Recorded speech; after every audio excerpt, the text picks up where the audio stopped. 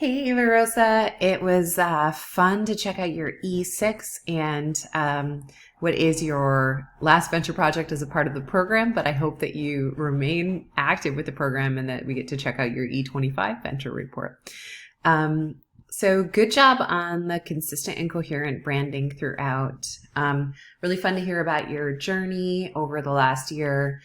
You've made so many excellent, exciting pivots. And what a year it's been for all of us, and in particular, what a journey it's been across your ventures. One thread that I heard and saw throughout is that your dream would be to open your own Pilates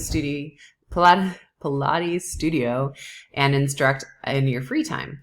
So I'm super curious about that. As I read and observe your journey, what in your free time means to you and what that dream might look like, and how the different activities relate to it. I sort of want to see, or I envision a network map or web of how these different pieces fit together.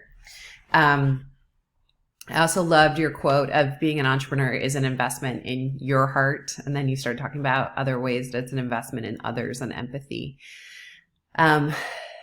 So I'm curious about connections that you've been able to make with people outside who are other current studio owners. You mentioned Shane. I'd love to hear a little bit more about some of the industry research and connections that you might have made.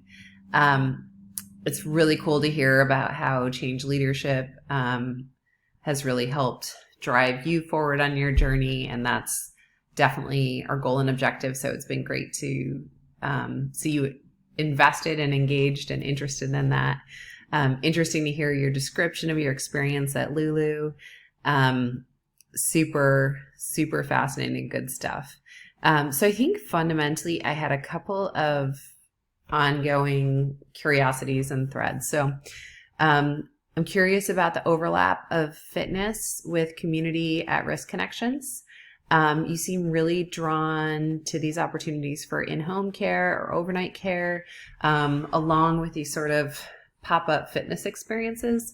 And so I think there are so many different creative ways for you to explore if that overlap continues to be something interesting and important to you. I know Christina in the program is doing some interesting exploration into that. And that's certainly a growing focus for a lot of people, overlapping, holistic wellness along with fitness, along with community development, maybe at-risk or borderline communities in particular. So I just look forward to tracing what that means for you over your journey in the next bunch of years. You very much juggle a ton of different things, and I'm looking forward to seeing how those journeys overlap. Bringing people together to spread throughout the earth together through engagement with themselves and in their health, finding a balance of what is possible. The community will grow together and then turn and grow in areas of their life. So to me, I really appreciated your statement here, the mission and the vision, and they remain a little bit fuzzy to me as they're building and developing. And I saw some element of that and thoughts that I had about that related to also when you're speaking about the customer jobs. These jobs are in many ways very functional and discreet, and I might simplify them or speak to them as something that a customer's job or what they're seeking to do is to engage holistically. So to think about that customer job along with how you think about your aligning within, as you think about mission, vision, and values. So very much appreciate that and have some curiosities there in terms of how you think about the VPC elements and jobs to be done. When I scroll up and see your problem opportunity statement, I really, in particular, it becomes illuminated in the last sentence, and the second to last sentence also, speaks to the function of what you're seeking to set up. I think having a set of ideas on sort of guiding principles is helpful. And so that's great. A lot of businesses over the course of their journey change their platforms a lot, change the way that they implement and execute a lot.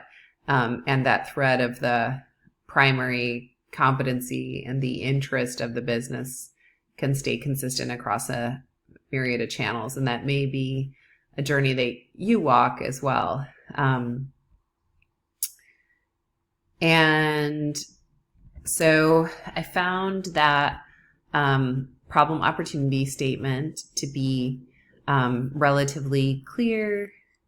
The value proposition in this, in terms of the promise, I think could be a little bit compressed, but I think it's getting closer to being able to describe in many ways what's behind what you're seeking to do. I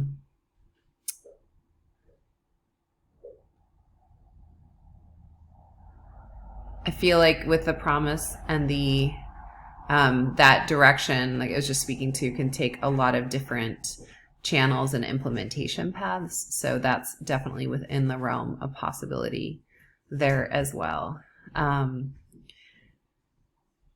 And I appreciate that in this moment, the way that you're executing on that is based on those Zoom classes. And I appreciated you thinking about the next steps that you might have. I'd love a little bit more clarity in your test cards as to what details you're doing, and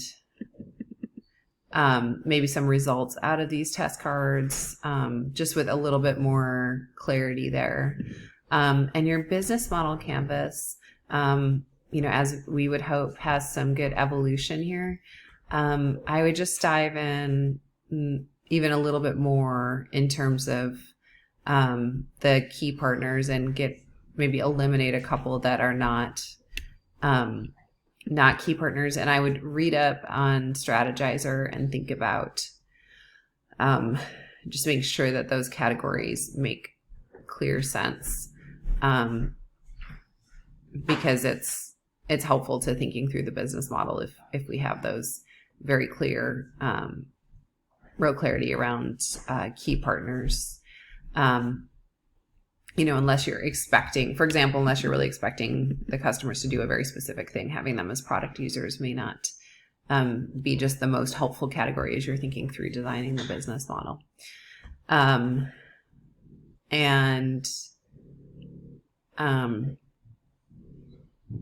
Within the value proposition, again, we want to think about actions and what your offering is going to be. So just clarifying this value proposition a little bit more, as you have as a thread throughout the other elements as well.